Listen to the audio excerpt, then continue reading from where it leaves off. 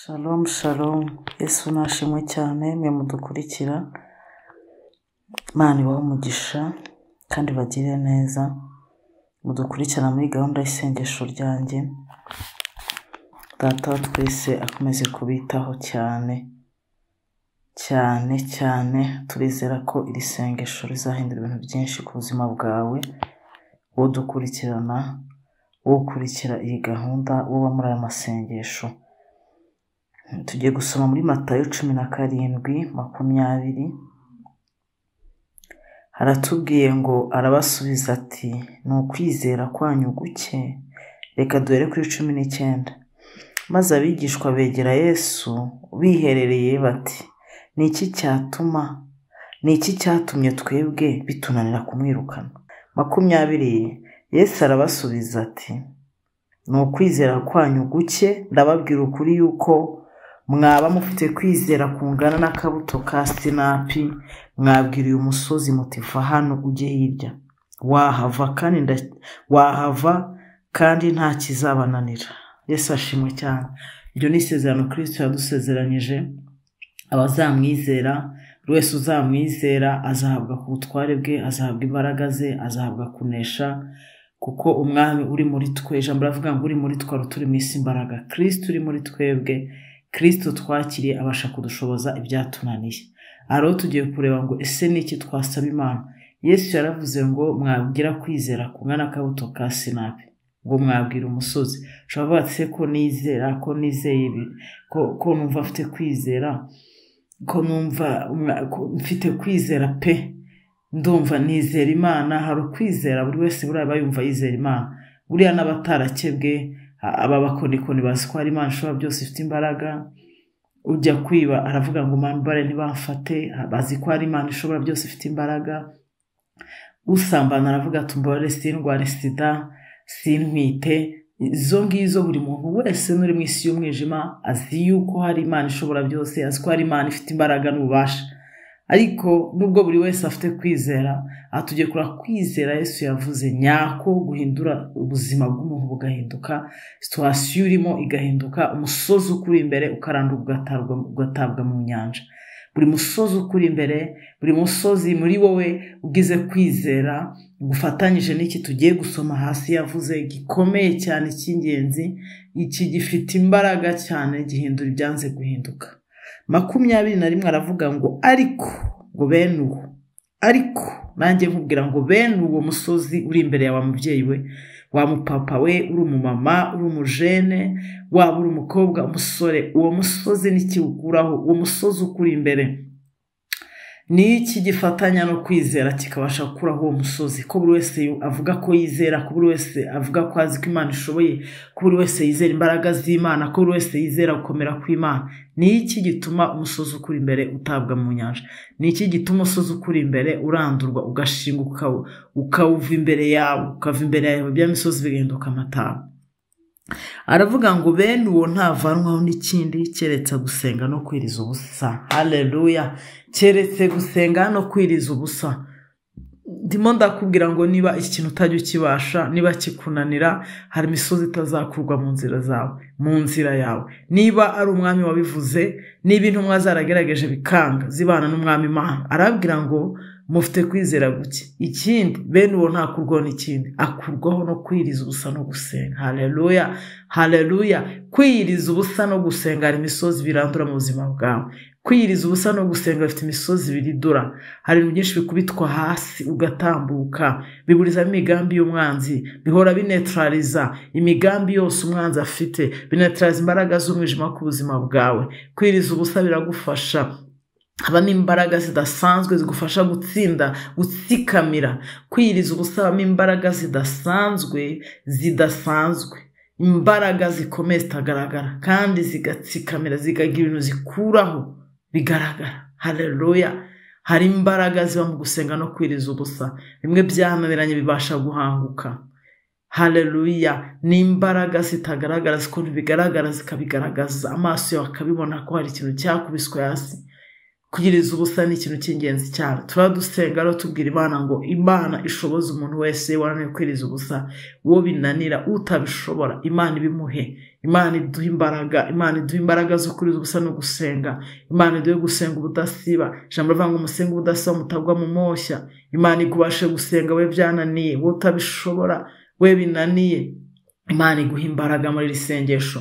Imana iguha imbaraga zo kwiriza ubusa no gusenga. Imana iguha imbaraga zo gushaka amaso hayo. Imana iguha imbaraga uko ushaka Imana kuyegera, ugenda usa nayo, ugenda ugwiza imbaraga zo kunesha, ugenda ugwiza imbaraga zo kunesha icyana gisa nacyo, ugenda ugwiza imbaraga zo kunesha ibigushuko, genda biguha imbaraga zo kugendera hejuru y'ibigeragezo, biguha imbaraga zidasanzwe. Haleluya. Kwiyiriza ubusa no gusenga harimo izindi imbaraga zikugeza ku rundi rwego, ukabaho uri umuntu w'umutsinzi, uba mu buzima butsindishirijwe, ukaba mu buzima uri umutsinzi. Haleluya. Muri Kristo turabatsinzi no kurutaho. Uba mu buzima butsindishirijwe kubera ko ibyakagutsikamiye wowe urabitsikamira ukabigendera hejuru, ibyakakugezaho ubasha wowe bigiraho ubasha, kuko uba uri muri sanisha n'izindi imbaraga zikomeye z'Uwiteka harimo isi n'ijuru, imbaraga zidasanzwe, imbaraga z'ubutware bwose n'icyubahiro cyose nyir'ubasha agusukamo izo mbaraga ze, kuko wabaye imbere ye, wamuhaye ubuzima bwawe, wamuhaye umutima wawe, abasha kugutsindishiriza akakuneshereza, aragutsindishiriza. Wa mubyeyi we ambara imbaraga zo kwiriza ubusa no gusenga kugira ngo ubashe guhangana n'intambara z'urugo rwawe, kugira ngo uhangane n'imbaraga zirwanya, imbaraga z'umwijima zirwanya urubyaro rwawe, imbaraga z'umwijima zirwanya urugo rwawe, zirwanya imirimo amaboko yawe, imbaraga z'umwijima zirwanya umugisha w'urugo rwawe. Ambara imbaraga zo kwiriza ubusa no gusenga. Imisozi ikuri imbere izariduka uyireba, imisozi ikuri imbere izagenda iriduka uyireba, kubera ko uzaba ugwije imbaraga. Haleluya. Uzabigwije izindi imbaraga zitari izi, imbaraga zitava mu byo turya, imbaraga Yesu yaravuze ngo ntabwo umuntu atungwa n'umutsima, ntabwo ibyo kurya umuntu atungwa n'umutsima gusa, hari izindi imbaraga zibasha gutuma ugira resistance muri ubuzima. Hari izindi imbaraga zidasanzwe zigushoboza gukora ibyakunaniye, zigushoboza gucana utagaciye, zigushoboza gukora ikintu utatekereza ko wakora. Izo mbaraga ziva mu kwiriza ubusa no gusenga. Harimo izindi imbaraga, harimo izindi imbaraga. Yesu yaravuze ngo muri Zaburi aratubwira, ijambo ry'Imana aratubwira ngo hahirwa ugufitemo imbaraga, hahirwa uwo muntu ufitemo Imana imbaraga. Niyo mpamvu ukeneye izi imbaraga, ngo hahirwa ugufitemo imbaraga, uwo muntu niwe uhirwa. Haleluya. Ntabwo ari umuntu ufite amafaranga menshi, ntabwo ari umuntu ufite icyubahiro cyinshi, umuntu ufite imbaraga z'Imana muri we niwe uhiriwe. Niwe ubasha gutambuka umuntu wese atatambuka, niwe ubasha gukora ibyananiranye, niwe ubasha, arabashishwa, abashishwa guca ahantu atakabashije guca, abashishwa gukora ibidasanzwe, abashishwa mu nzira ze zose. N'izindi imbaraga ari izi imbaraga z'Umwuka Wera. Yesu yavuze ngo Umwuka n'abagira amaze akoresha n'ibyo ntakoze, ngo mbahaye ubutware n'ubushobozi n'imbaraga zose, n'imbaraga z'ubwami bwose, mbahaye imbaraga z'Imana, mbahaye imbaraga z'Umwuka Wera, mbahaye imbaraga zidasanzwe z'abakoresha ibyo ntakoze. Muhawe ubutware n'ubushobozi bwo gukandagira inzoka na scorpion n'imbaraga z'ubwami bwose bw'umwijima. Haleluya. Muzabashishwa ari uko wasenze. Bibiliya itwereka ko intumwa zagiye kwakira izi mbaraga, zabanaga na Yesu, bagendana na Yesu urugendo, babanye nawe imyaka yose, babanye iminsi yose bayimaranye nawe. Ibaze kubana n'Umwami Imana aho ukajya kwirukana dayimoni ikakunanira. Bivuga ngo ushobora, iyo umutima wawe utarakora, hari ahantu, hari urwego, iyo hari urwego utarageramo mu buryo bw'umwuka, hari ibintu bitakumvira. Petero yumvaga afite urukundo rwinshi akunda Yesu. Yesu aravuga ngo ibyanjye biraza kubahemuza, biraza kubahinyuza ibyanjye. Aravuga ngo mwigisha ayo magambo uri kuvuga, njye no muri gereza ko turi bujyanemo. Yumvaga mufite urukundo rwinshi, yumvaga mufite urukundo, yaritambikaga imbere ya Yesu akumva urukundo amukunda ari mu Rwanda ishyaka. Ariko Yesu aramubwira ngo inkoko itarabika gatatu, itarabika urabunyihakanye gatatu. Ariko umunsi z'imbaraga z'abamanukiye, umunsi z'imbaraga z'umukara z'abamanukiye, babagabo nyabagabo bo guhamenya, babaye abagabo nyabagabo bo guhamenya imbaraga z'ubwami bw'Imana. Babashishijwe ibyari byarabananiye, bujujwe imbaraga z'Umwuka Wera zibashoboza gukora ibintu byari byarananiranye. Bahirukana abadayimoni barabumvira, abadayimoni barabahunga, bahindura ubuzima burahinduka. nje kubwira ngo usaba Imana iguha imbaraga zo kuriza ubusa no gusenga. Imana iguha imbaraga zo kuba imbere yawe. Imana igushoboze muri gahunda zawe zose za buri munsi. Ushobozwe gukora iki? Ni icy'ingenzi. Usenga ubudasi butagwa mu moshya. Haleluya. Tugiye gusenga. Oriya basakatariwaya. Oriya baseketerebo. Oriya basakataya. Data, turi imbere yawe Mwana. Turi imbere yawe Papa. Ijambo ryari tubwiye ko tutashobozwa byose, tutabishobozwa maze dushobozwa byose Kristo. Dushobozwa byose nyagora ku ngoma Mwami Imana. Dushobozwa Kristo byose. Haleluya. Nawe uduha imbaraga. Uratubwira ngo mwirize ubusa no gusenga, ngo nibwo muzabashishwa, nibwo imisozi izabava imbere, nibwo muzashobora ibyananiranye, nibwo muzaca mutabasha guca. Iyo misozi bari imbere nta kindi kikuraho, kikurwa no kwiriza ubusa. Iyi misozi ikurwa no kwiriza ubusa no gusenga. Ndakwinginze Uwiteka, ndakwinginze nyagora ku ngoma Imana. Turi imbere yawe amasaha, turakwinginze Uwiteka, turaguhamagaye. Shyira mu mitima yacu inzara n'inyota idasanzwe, uduhe gusenga ubudasiba. Shyira inyota mu mitima yacu. Turakwinginze Umwami, shyira inzara n'inyota mu mitima yacu. Shyira inzara n'inyota mu mitima yacu idasanzwe. Inzara ihora igurumana yo gushaka mu maso hawe. Ntituzigere ducogora, tuzigere twirara. Duhe inzara n'inyota zigera ikama. Duhe gushaka mu maso hawe, duhe gushakana amaso hawe umwete. Duhe izindi imbaraga zidasanzwe, tubashishe kwiriza ubusa no gusenga. Reka ibyatunaniye bidushoboze. Reka utubashishe, udukure ku rwego udushyire ku rundi. Duhe imbaraga Mwami. Ijambo rivuga ngo nshoboza abatishoboye, ngo n'abatibashe nkabongeramo imbaraga. Mwami, shoboza aya masaha. Shoboza umuntu wese utibashishije. Shoboza umuntu wese utibashije, mushoboze mu izina rya Yesu. Ngo nshobozwa byose na Kristo umpa imbaraga. Kristo dushoboze. Bashisha ngo abatishoboye n'abacitse intege nkabongeramo imbaraga. Utongeremo imbaraga. Reka umubyeyi wacu umwongeremo imbaraga. Muhe kugira inzara n'inyota byo gushaka mu maso hawe.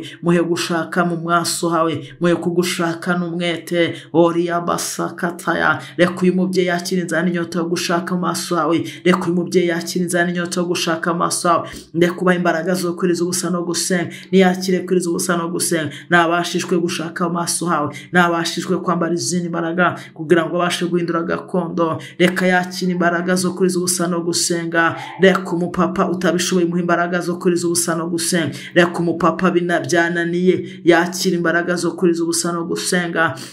Aya masaha turakwinginga ngo dushoboze ibyatunaniye. Aya masaha turakwinginga ngo buri wese wananiwe umushoboze Mwana, icyo ushaka ko akora mu izina rya Yesu. Oriya basokotaya. Oriya baseketerebo. Labini wayasika laboyataya. Reka abajene bashyiremo inzara n'inyota yo gushaka amaso hawe. Reka abajene bakire izindi imbaraga zibashoboza kwiriza ubusa no gusenga. Bizababashisha Mwami kugira ibyo bareka. Bizababashisha gukora ubushake bwawe. Bizababashisha Mwami kugera ku rundi rwego, kuko batsindishijwe n'izi mbaraga ziva mu kwiriza ubusa no gusenga. Reka ushoboze buri wese byananiye Mwana. Reka ushoboze buri wese byananiye. Oriya baseketerebo. Oriya basokotaya. Libosakataya. Imbaraga z'Imana zimanuka mu mitima y'abacogoye. Imbaraga z'Imana zimanuka mu mitima y'abacitse intege. Imbaraga z'Imana zimanuka mu mitima y'abacogoye. Imbaraga z'Imana zimanuka imitima inamutse. Ndatangaza ubuzima mu mitima inamutse. Ndatangaza imbaraga z'Imana mu mitima yacogoye.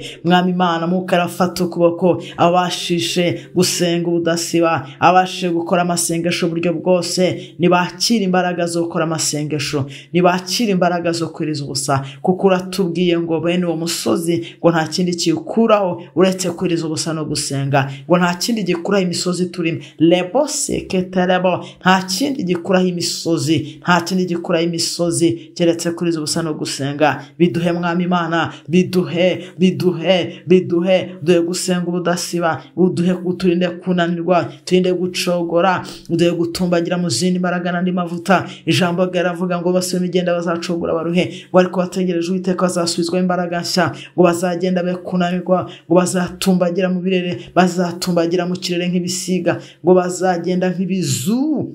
ngo bazagenda be kunanirwa, bazagenda be kunanirwa. Umuntu wahawe izi mbaraga abasha gutumbagira, akarenga ibigeragezo, akarenga intambara, akarenga ibimunuhije, akarenga ibimunanije, akarenga, arabasha kubirenga, abasha kubigendera hejuru, abasha kubigendera hejuru, abasha kubigendera hejuru, kubera imbaraga n'ubutwara hawe n'imbaraga z'Umwuka Wera. Ora basokotaya, urakoze Mwami, urakoze umubyeyi wacu, urakoze nyagora ku ngoma. Twizeye imbaraga zawe, twizeye gufashwa nawe, twizeye gushobozwa nawe. Buri mubyeyi ashobozwe nawe, buri wese ashobozwe nawe Mwami. Ubuntu bwe buganze, izina rye ntihabwe icyubahiro Mwami Imana, izina rye ntihabwe icyubahiro. Turatuje ntutuze gukora, wokore nk'Imana.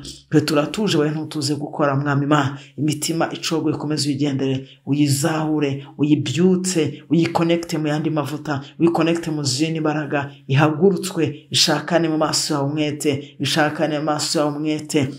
Abagushakana umwete bazakubona, jambo bavuga umushakana umwete muzambona. Reka abagushakana umwete Mwami Imana ubahe kukubona, n'abandi bacogoye baha imbaraga zo kugushaka. Urakoze Mwami Imana, ishimwe n'icyogarukire kubikwiriye, ibihe bidashira, mu izina rya Yesu Kristo w'i Nazareti, mu izina rya Yesu Kristo watanze ubuzima bwe, wemeye kumubwira ngo tubamburwe, mu izina rya Yesu Kristo. Kristo wemeye kubabwira ngo twe tubamburwe, Kristo watanze ubuzima bwe, Kristo watanze icyubahiro cye kugira ngo tugihabwe, Kristo wemeye gusuzugwa kugira ngo duhabwe icyubahiro, Kristo wemeye kwitanga wese kubw'imbaraga z'amaraso tugahabwa kubaho, tugahabwa ubuzima kubw'imbaraga z'ayo maraso. Aya maraso agende mu mitima y'abantu, abasubize mu buzima, abasubize mu kubaho. Aya maraso agende mu mibiri y'abantu, abasubize mu buzima, abasubize mu guhemburwa. Urakoze, urakoze, mu izina rye rikomeye. Amen. Shalom, shalom.